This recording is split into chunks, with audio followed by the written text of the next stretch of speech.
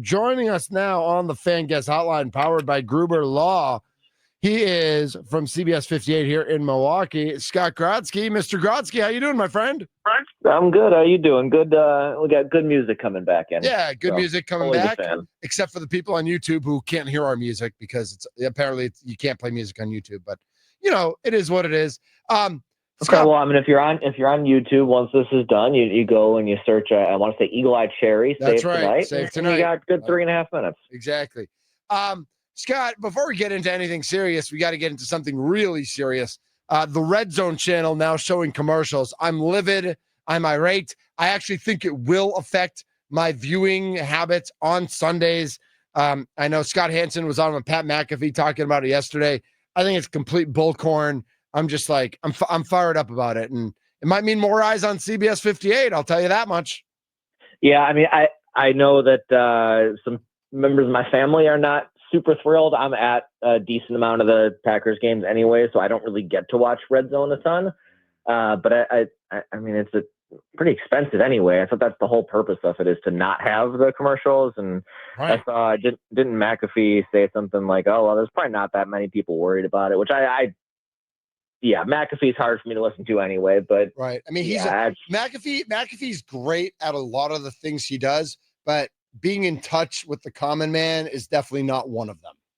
No. And he's great at what he does. If what he does is your style and what you're looking for, Yep. It's not for me. And, there was that 2-year period where we had to listen to him every week when Rodgers was on, and that was enough for me. I'm good. No, you're absolutely right. I will say on CBS 58 this Sunday, we got quite the doubleheader. Aaron Rodgers and the Steelers at the New York Jets, followed up by our Green Bay Packers and Lions. I mean, you couldn't really ask for a bigger opening Sunday, could you? On your home channel.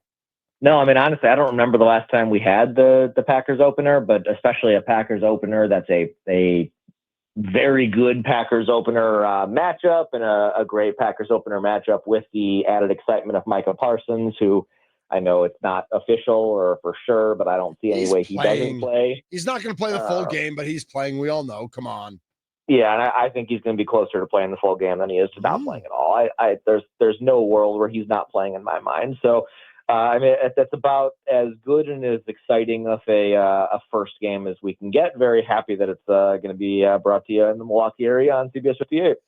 Scott, when did that whole change? Because it used to be all NFC games were on Fox and all AFC games were on CBS, and before that, whether it was CBS and NBC or whoever had the rights. But for a while, it was you knew the Fox was going to be the home to the NFC, and CBS was the home to the AFC. When did it kind of it's still, I feel like it still trends in that direction. It's still mostly that. Yeah.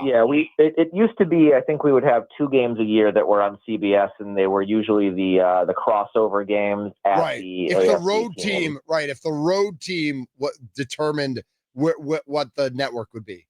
Yeah, and it's still, in some ways, it's that. But I think when they added the 17th game and screwed up the 8 home versus 9 home, whatever, in a given year, we've had 3, I think, the past few years. So I think that's when it changed. But I don't know. And they flex half of these games once you get past like week 6 anyway. Exactly.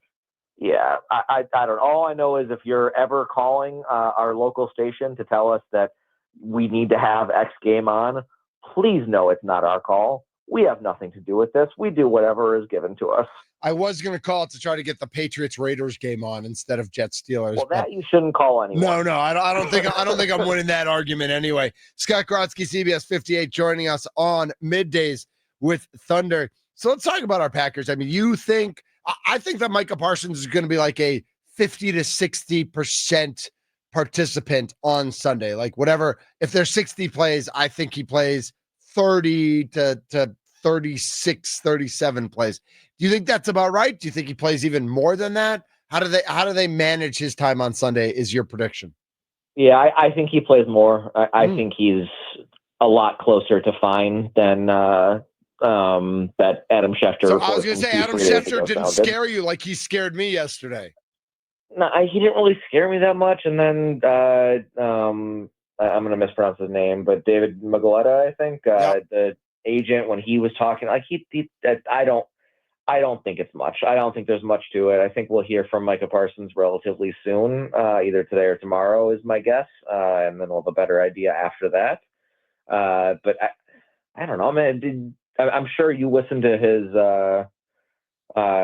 his press conference on Friday, like the Yep. rest of us. Of That course. does not sound like a guy who was in any way not going to be playing. No. He's definitely going to be on the field. I think the question is, how much they release him, knowing again that they're playing again Thursday night, and then they get the 11 days before they play the Browns, which is, I don't want to say it's a bye, but it is what it is.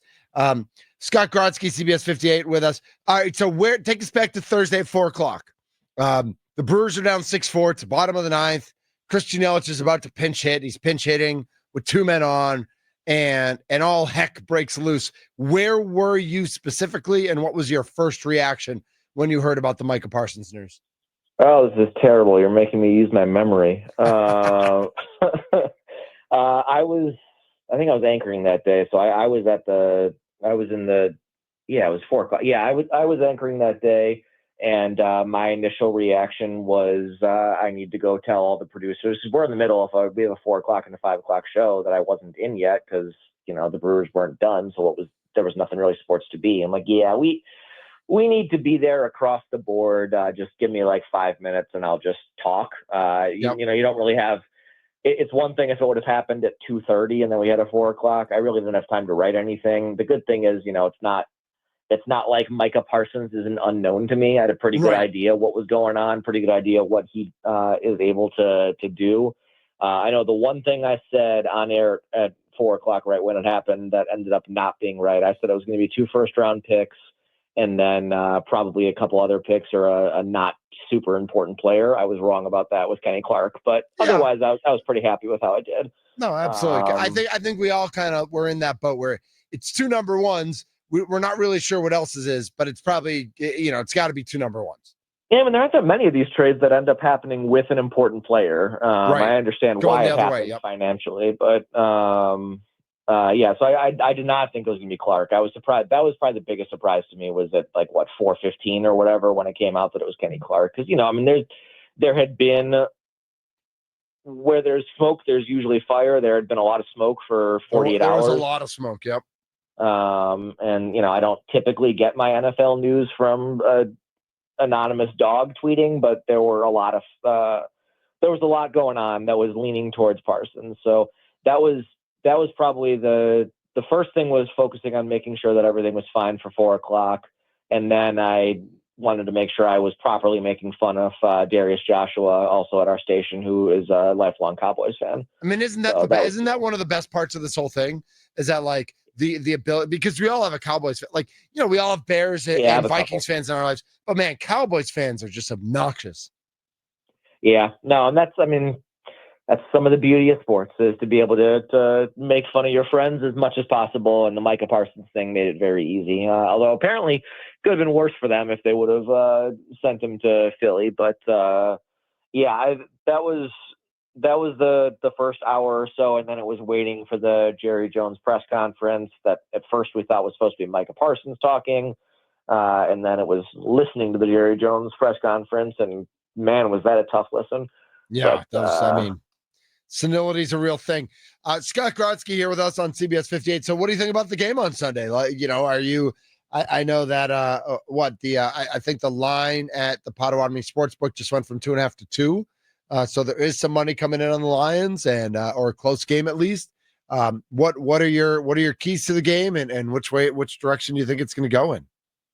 Yeah, I mean, I think it's going to be a Packers win. I think them being home, them having their horrible year against the division last year, and the momentum of the Micah Parsons move are all very big pros for them. The Lions, I don't necessarily think losing the coordinators is going to be this massive death blow that I think it's sometimes being written up as.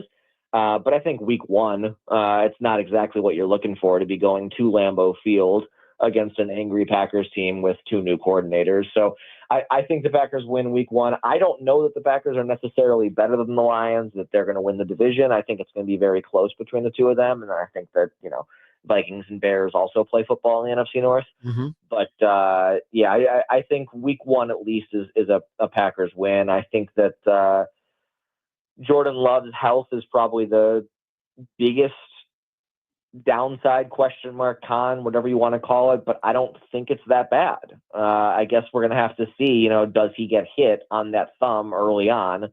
And that could change things. But I think we saw Jordan Love playing through more meaningful, more impactful injuries last year than what the thumb of the non-throwing hand. Sorry, my dog is saying hi. That's all right. That's what dogs do. Yeah, they sure do. She doesn't understand that it's not the best time for this. Hi, you're okay. Yep. You're okay. It's all good. All right, I think we're good now. Yeah, nice. So I picked the Packers to win on the Mason Crosby show, and I think we all picked the Packers to win. I don't think you can pick against the Packers on the Mason Crosby show. No, you know what? Every so often we do. We do picks and we keep standings. So it's like you can't just pick. You can't just pick with your heart, Scott. You got to keep it real. Yeah. Okay. All right. I take it back. No, it's okay. Scott Grodsky, CBS 58, with us here on the Fan Guest Hotline, powered by Gruber Law. So let's turn our attention to the Milwaukee Brewers for a couple of minutes. The Brewers with a big win yesterday. We've all talked about how big the day off on Tuesday was. We're all, waiting to see how McGill's bullpen goes today. What's going on with Christian Yelich? What are some of the things that you're watching specifically with this Brewers team today? Yeah, and I think health is the number one thing right now. Yesterday was a big win. Tuesday was a bigger win to just have a day off. And I think Yelich doesn't seem like it's too bad. It seems like it's something that's been lingering for a little while, and he's been able to play through it. So, you know what? Give him a day off. It's the beauty of having 86 wins at this point in the year is it doesn't really matter if you give him a day off or two. The problem they have at the bullpen was there's only so much you can do. You don't want to overwork anyone, but you only have so many guys on the roster. So the bullpen, it's a shame how that 19 games in 18 days stretch ended. Because if they could have gotten out of that without the bullpen having injuries, I mean, the 9-10 record, who cares? That's perfectly fine. Again, that's the beauty of how good they were for a month and a half, is they can afford that. But Shelby Miller and Trevor McGill both being down is a problem. The good news, at least for them, is they have depth. The bad news is that depth is being extremely tested now. And so we'll see how McGill comes back. We'll see if DL Hall comes back and what that looks like, how Gasser looks as he comes up. There's at least a lot of decent prospects, names, arms, whatever you want to call it. It's not like they're in a horrible spot. It's not a team that has a depleted bullpen already and is down a few. And it's also extremely helpful that, this is the beginning of September and not the beginning of October. So, exactly. McGill, I don't care if McGill's not up until 2 days before the playoffs. It's fine. You know what you have in him.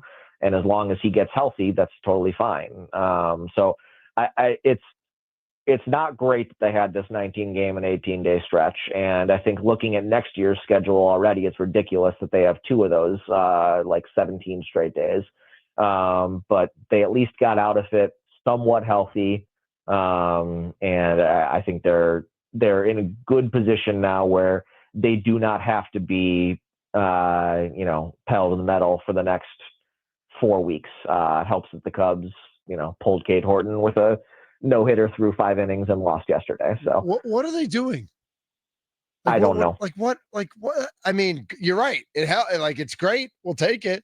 But the other thing. This is the same guy who pinch hit Jesse Winker in the postseason. So we don't say that name. Right, so. Right. So don't forget. This isn't the worst worst decision we've seen from a manager ever by any means. Yeah. Maybe for him. Yeah. Yeah, no, I honestly, I don't know what's going on with the Cubs, and because I don't cover them, I just look every day to make sure that they lose, and then I smile. But I don't want to go too in depth But whether it's the way that Craig has managed some of the bullpen, or, I mean, it's not, I don't want to say it's on him that Pete Crow Armstrong is the worst player in Major League Baseball for the last month after being an MVP candidate for the first three. Kyle Tucker has obviously had his problems. I mean, I don't know. They still scare me as a potential playoff team, just given what they have on paper. Right. In a short series, their hitters get hot, and that goes, it could go sideways. Yeah, but the PCA thing, it's nuts. I mean, when he was, and he was never a true MVP candidate because Shohei had won the award by May, but when he was the number 2 or number 3 candidate for MVP, he was clearly swinging at stuff outside the zone. There were a couple of causes for concern, but he hit 130 in August. I mean, he has been not just, regressing. He's literally been possibly the worst position player in baseball for the last month. And that's, I don't know how that happens. Yeah. The fact that his on base is under 300 for the season is pretty crazy. Scott Grodsky, CBS 58, joining us here on The Fan. Scott, what are you working on? What do you got specifically going on right now? Right now I'm going to be going to the Brewers game today. I'll see you there. Okay. I will see you there. Save and me then an it's ice all cream. Packers all the time. Yep. Are you going to be in Green Bay? Yeah. I'll be in Green Bay on Sunday, and then I'll be in Green Bay on Tuesday, and then I'll be in Green Bay on Thursday. So yeah, it's Brewers today, and then it's pretty much all Packers. But then there's a week and a half before a Browns game that I'm not going to, so we can chill a little bit with the Packers after that. But they get you pretty quick when it's that Sunday to Thursday back to back. Yeah, they do, and that's it's a great thing about working in Wisconsin sports is there really isn't a time off. Every once in a while you could use a break, but you have the All-Star break in baseball. That's about it. That's true. Scott, thank you so much for taking the time today. We'll catch up with you soon, and enjoy the Brewers game today. I'll see you in a little while, and then after that, make that I-43 jaunt, just own it and have a good time at the Packers games. And remember, CBS 58 this weekend, it's Steelers Jets, Aaron Rodgers against the Jets, and then Green Bay and Detroit, and that'll be a blast. Yeah, that'll be great. All right, thanks so much, Scott. Thanks for jumping on. Yep, anytime. Scott Grodsky, CBS 58, joining us here on the Fan Guest Hotline, powered by Gruber Law. One call, that's all. Stream your local NFL game all season long, kicking off with the juicy. I know that's Tommy's favorite word because I heard him say it on the Mason Crosby show, and he's very excited about it. The juicy Week 1 matchup between Detroit and Green Bay, starting at just $30 for your first year. That's only like $250 a month. Visit ParamountPlus.com. Write out the word plus. ParamountPlus.com/NFL to get started today. We've got more coming up on Middays with Thunder. Nate Hobbs and Jaden Reed both did not practice yesterday. Who's more important for the Green Bay Packers? We'll get into that discussion. Angel Reese just absolutely unloads on her team, and we're not going to get into the semantics of the Chicago Sky, but we are going to talk about the process of when a team member knows their team stinks. Like, how do you hold your tongue in today's day and age of social media and immediate 24/7 access at all times? Austin Herdina from Potawatomi will join us at 1 o'clock as well. This is Middays with Thunder, 1250 AM, 105.7 FM, The Fan. We are in the Fan Studios, powered by the Potawatomi Sportsbook. Man, I love it there. Food's great. Sightlines are great. Poker tables are usually great. Not always, but usually. I'm Mitch Nelles.